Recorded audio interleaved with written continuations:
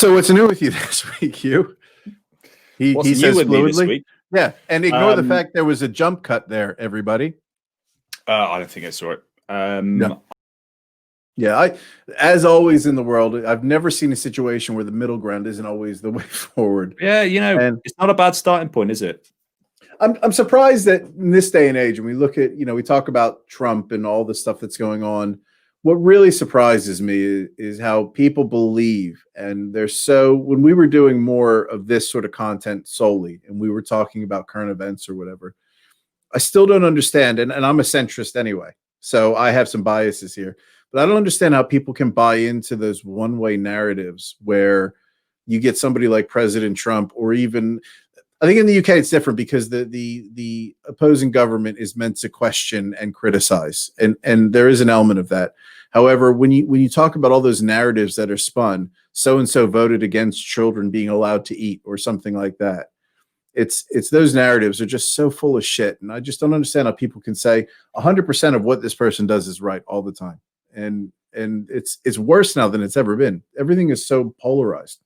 It's tribal behavior, and it's team selection and bias. Yeah, it's all primitive stuff, unfortunately. It's a good word, primitive.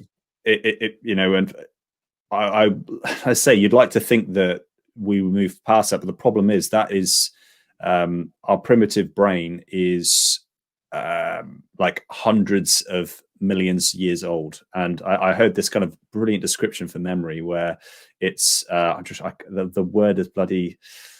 The name of it is gone, but the primitive side of our brain is the equivalent to a NASA supercomputer with regards to wiring and how it impacts memory. So that's where people damage certain parts of their brain. They lose large chunks of their memory because of this part of their brain. People are still able to cook food or walk or brush their teeth, and they'll remember certain things. Like, how'd you do that? Because you can't remember you can't remember what you did 2 minutes ago. And it's because of the primitive side of their brain.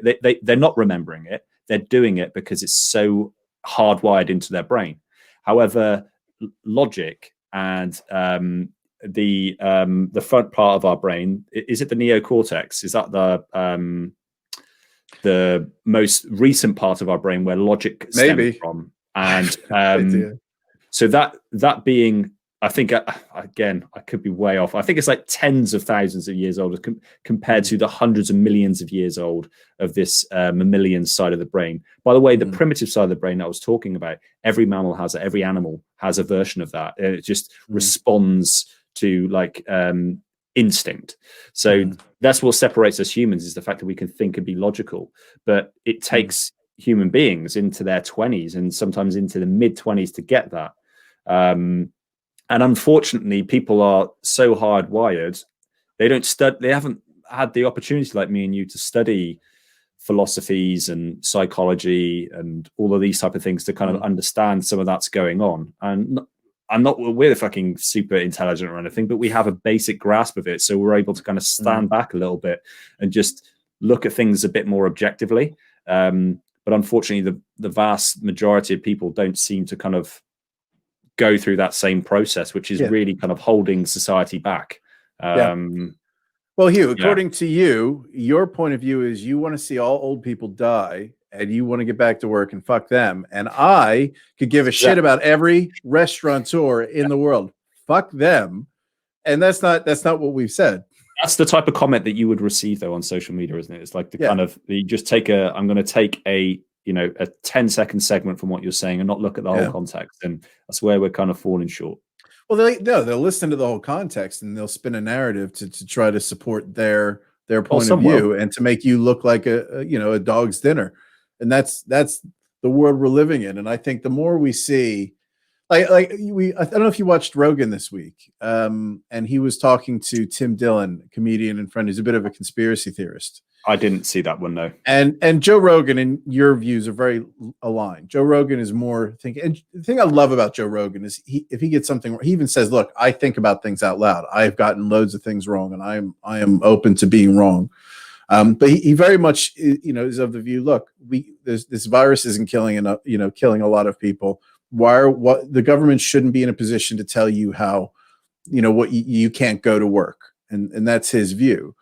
And I don't necessarily agree with it, but I totally respect his point of view. And his point of view isn't from a position that I don't give a shit, I just want to go out and play paintball. That's not what he's saying. He has concerns for people, and he thinks it's being handled wrong for just reasons. And people don't look at it that way. People think, there's an agenda, or you just don't understand, or you don't care, and that's why you think of a certain way. And I don't remember it ever being like this. And I'm not saying it's connected to this, but pre-Trump, before Trump, I don't remember this level of siding or teamism or whatever you want to call it. And again, I'm going to push this point again because I don't think you've seen it, but I'm going to guess that based on this conversation, you haven't seen The Social Dilemma. No, I need to see it. Yeah. It is something. So definitely watch that, because change has come off the back of social, like the rates of suicide, the rates of mental health concerns, the rates of hatred have increased off the back of social media when the smartphone was released, and they've got kind of data to kind of back that up. Jonathan Haidt was one of the guys. I mean, it's had such a massive impact in multiple different ways, for good and bad. Unfortunately, it's kind of both ways, but we're kind of hooked into it. And I was only just researching something this morning about philosophy and about nutrition, and it just made such a brilliant point. It was I'm not going to dig it out. It was along the lines of, basically, you have to be heroic and an iconoclast to succeed in nutrition. You have to be brave and step outside the normal realms to live a healthy lifestyle. So you have to be kind of you have to be different. You have to go against our natural inclination, which is to socialize and to relate to other human beings and do what basically most people don't do. And that's the only way. Because if you do what everyone else does, then you go down the route of processed foods, which, again, I'm saying processed because I'm listening to someone American. It's actually processed foods is the correct pronunciation. I knew what you were saying. It's fine. Processed foods. I heard that for every 10% that's increased in your diet, it increases your likelihood of catching of getting a chronic disease, which are avoidable by 14%. So an increase of 10% increases your chance of getting chronic disease by 14.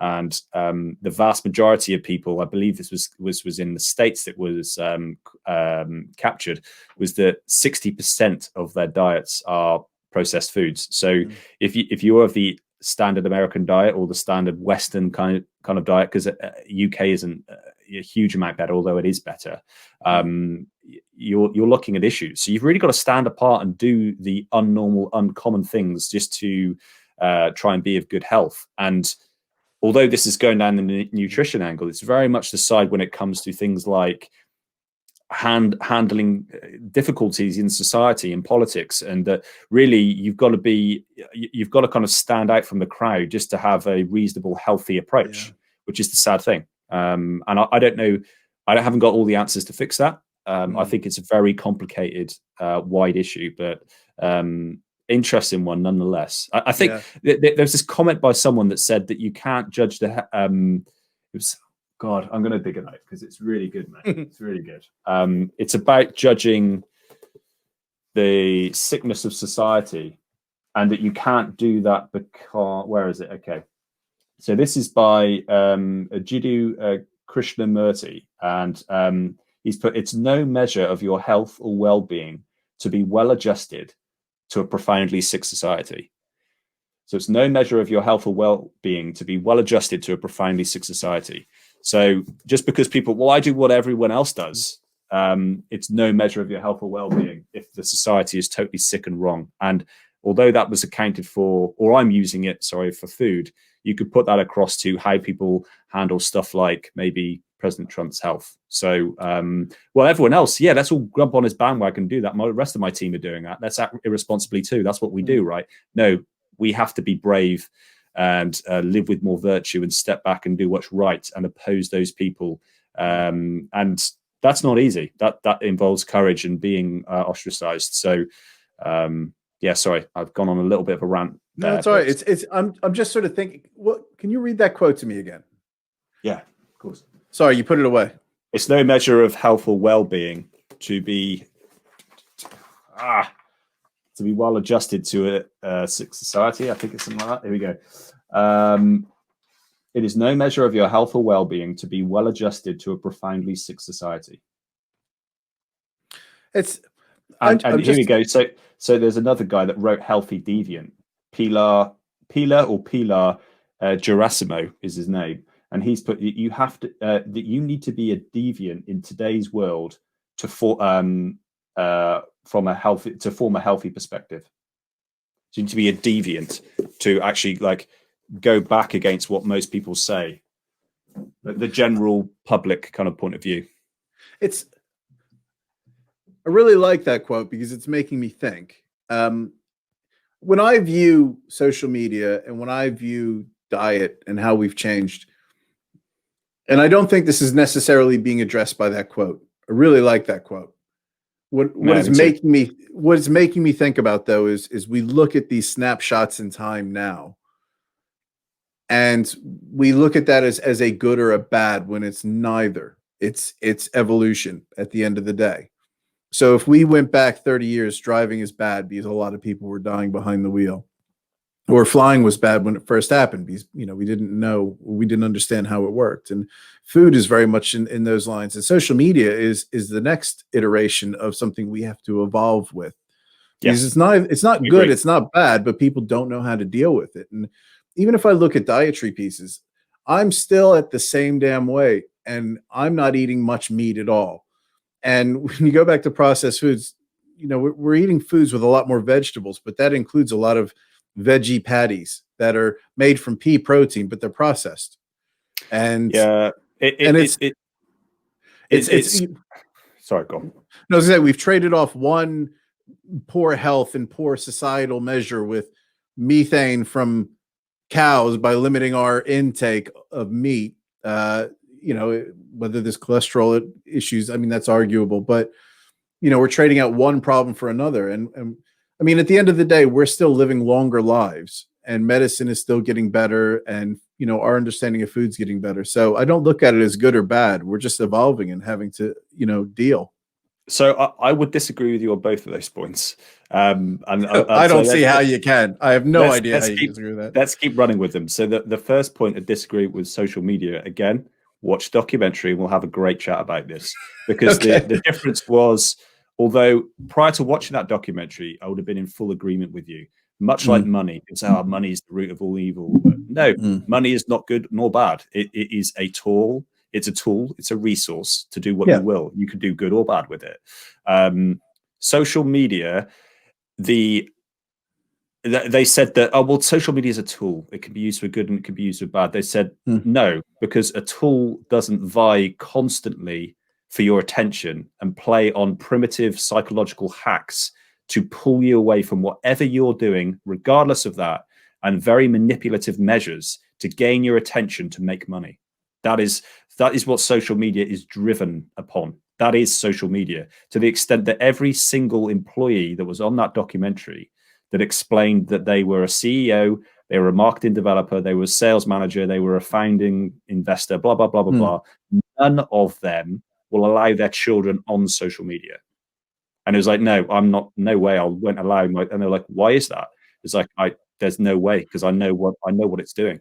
Because it is trying to take out, there's no tool that when you sit down, when a hammer's sat down, it's not, hey, I know you guys are talking in a presentation right now in a podcast, but do you want to use me? So-and-so's nudged you. So-and-so, it's like, hang on, just fucking leave me alone for a second. But it doesn't just try and vie for your attention. It uses manipulative techniques to hack into your brain and your psychology to make it work. And the people within that industry, unfortunately, they're making so much money now that they are unwilling to have a look at the responsibility that what they've created. Basically, there are people that have left the industry because of the dangers of social media, and people aren't willing to pay attention to it because it's making just too much damn money. It's too powerful. So that's my first point. My second point I want to skip on to, which was your point on food from the process side of it. Now, there are good and bad foods. It is it isn't the case that there are some foods that are good as foods are just foods. There are foods like sugars, for example, that you can live without sugar and be absolutely healthy and fine. Sugar accelerates cancerous cells.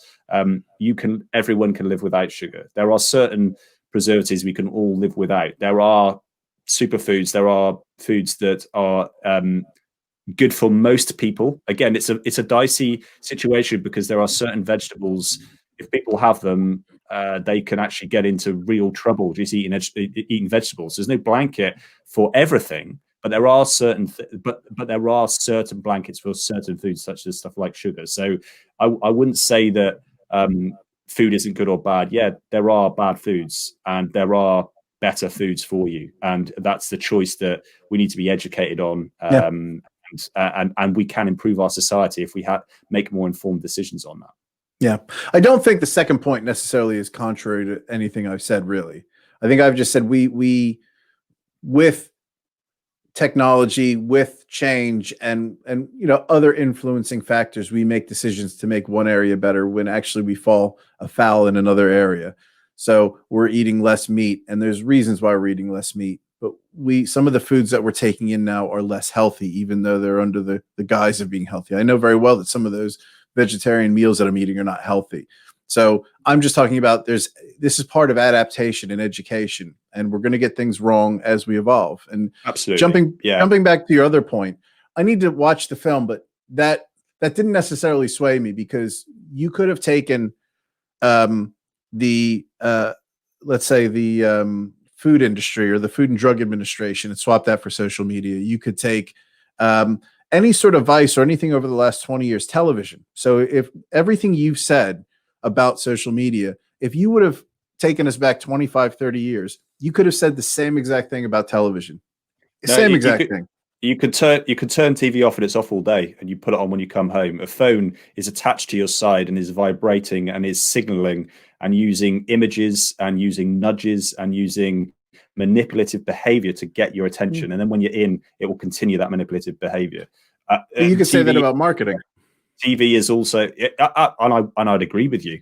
Yeah. And TV, there is that form, but you can just turn the TV off, and actually you can leave it off a week. But if you are part of social media and you have an account, unless you are actively using tools to hack the system where you don't get notifications and stuff, it is there to attack your attention. Yeah. So that's where I would say it differs from that still. I think I need to watch this to really have. So my point of view right now is I don't disagree with those things being there. My point of view is we need to evolve, and this is part of evolution. We need to learn how to use these tools. And I agree with you, Sean. Yeah. Because I think that you could wrongly state that I'm just saying, it's just like, so everyone should avoid social media. I'm not saying that. I think that we need to be educated upon how it's built, how it's currently being used. And there are people out there fighting to try and get things kind of realigned, like new rules being put in place for what you can and can't do, because it's too powerful and it's having too much of a detrimental impact to a lot of people. Yeah. So I'm with you on that. I'm not suggesting that we should end social media. There are people on there. There's an author that's saying 10 reasons as to why you should delete all your social media apps now. And he kind of feels quite strongly about that. And I kind of respect that too. But I see the power in social media and the benefits of it, and it's brilliant for a number of reasons. I think that we should keep that, and we should be looking to educate and improve for those negative reasons. But there's you said something else, and I was going to respond to that as well. But mate, yeah, was it about the diet piece? No, I mean that's again another kind of deeper issue, but there's something about the social media bit that I think just in general, I want people to be more accountable and not to blame other things, such as it's social media. Like we should first and foremost be looking at what we can do better ourselves, take ownership of that. People are all too quick to blame things, but I think the problem is social media is we're not up to speed with the power of it yet, and that documentary does a fantastic job of just letting you know how, like, the negative side of it, and to be wary of that, basically. See, because I think a lot of this is down to, those things that I'm going to watch the show. I will. I'll watch the Social Dilemma, and that's the first time I haven't called it the Social Network. But, Yeah. But in the Social Dilemma, I look at you and I, let's say, because I find those points in social media are actually driving me away from looking at my phone more and more every week. I check Facebook less every week, Twitter less every week. Yeah. The only thing I struggle to put down is, let's say, WhatsApp, because they're friends of mine that are contacting me. And I like to get, that's just, I'm a social person. So that's where my weakness falls in. It's not an advertising thing. It's a WhatsApp thing. And I think I thought of the thing, by the way. Just I have no thought of what that thing was. So no, carry on though, because I want to make your point. So I think if social media was to continue as it was, I think when you have people that, on a very grand scale, I want to make this not sound so clinical and cold, but on a grand scale, there's people, we look at evolution. There's people that are going to be, genetically or mentally made up to handle things, process things, and take them in an appropriate manner. And there's people that are genetically predisposed to not be able to handle certain things, certain stimuli. I think I'd be representative, and I think you also would be representative of somebody who can handle social media and turn it off when it's too much. And there's other people who can't. I'm on the other side of the coin when it comes to, let's say, food and alcohol. I am of the other side of natural selection and killing myself off on that side. So it's interesting how there's different. You're just, we live in such a privileged world where we don't really want for much. You and I live in of all the times we could have been born in society, to be born in this time, in this setting, with these parents, with this skin color, which I know is a controversial thing to say. However, Louis C.K., who had funny times in his life, but I remember he said that one of my favorite jokes is, what's so great about being white is I could go in a time machine and I can go to any period of time and I'm all right. You're a white male. So I'm a white male. Killing it. Yeah. I'm flying business class in April. I have nothing to complain about in my life. It's just, these things are just, if that's the worst of it, if I have to, learn to, eat more vegetables that aren't processed or things like that, we've really got first world problems. And I think there's a lot of people out there that, we do need to focus on who are struggling. I think the awareness is key, because for other people, it's looking outside of yourself and seeing that, you may be able to deal with this, but somebody else cannot. And I don't know where I was going with that ultimately, but Social Dilemma, I definitely need to watch. Because I think you'll love it, and Nick will definitely. Both of you watch it. I think you'll find it fascinating, the arguments they put across there. Yeah. It is biased, it's one-sided, but I think it's probably good to get that biased view, because a lot of us aren't exposed to it, and I'm sure you could pick certain bits apart as well, but generally it's a very healthy, eye-opening documentary. The point I was going to make was something that you made earlier, and it was a friend of mine, a publishing friend, that said this. I'd never heard anyone say it, and he's so right. He's talking about marketers, and he said, and he was an internet marketer, and I suppose to a degree I am. I do internet marketing myself, and he just said that marketers and marketing just fuck everything up. They fuck everything up. He said you get something good like Facebook, and you just catch up with old friends and wherever they are in the world even, and you can contact them, and it gets in the hand of marketers. Let's monetize it. Let's see how we can get advertising. And it just fucks it up for everyone. And it's it made me laugh because he was so brutal because he said it like that. But yeah, it's so right. And you were saying about marketing in general. I worked in marketing. I understand marketing, basics of it, and I use it. And yet I do know that it's there are parts of it that are very unhealthy, and especially, it's very powerful, which is, I suppose, a point much like nutrition, the impact of your health, much like social media on your opinions and how you react. It's hugely powerful, and in the wrong hands, unfortunately, and that could just be as much as the uninformed, not the uneducated, just the uninformed people don't know, then it can really be used for negative forces. And I feel that we have to, as individuals, take responsibility and be that change that we want to see in the world, educate ourselves and help educate other people by talking about the Social Dilemma, by watching that program. Hey, Sean, third time in a row, watch it, buddy, because it's a big deal, and I've done my bit. And then by me living by that, and then by talking to my friends and family about it and trying to be that change, hopefully that can inspire other people to start doing the same thing, and we'll get there. And it's exactly going back to your point, mate, because I agree with you totally. It's an evolution, and it's just something we need to navigate. We're at the early days of it. We're getting it wrong, and that's okay, because we're human, and we will work it out, and we'll do a better job in future. But let's not make excuses, and let's try and do a better job today. Yeah, good stuff. Well, I think that's a pretty good point for us to wrap on there. Okay, for two reasons. One, I think that was really well. I think that summarizes what we were talking about really well. And the second point is I really have to pee. And the truth comes out. I'm getting old, and two of these, and it's like, that's like, for me, it's my drinking of this and my time to pee is almost the same as a what do they call them? One of those sand clocks. So you fill sand in the top, and it egg timer. Yes. So it's like would you call that an egg timer here?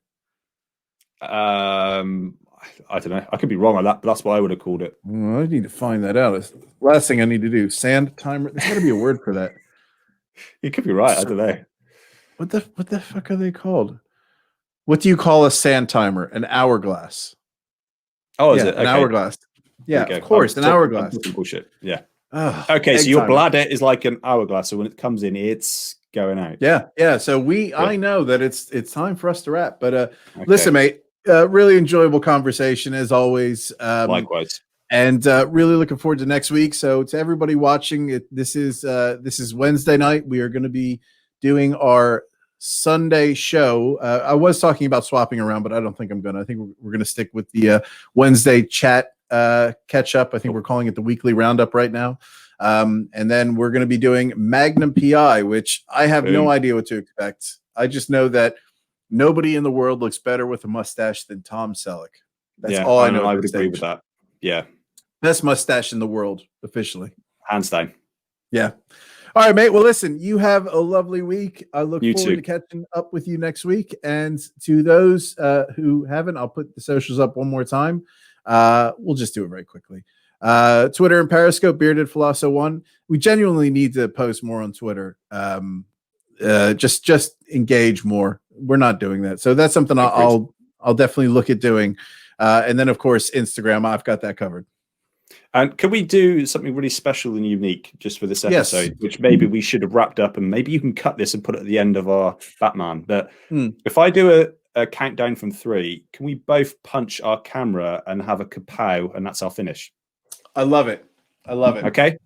All right. 3, 2, 1.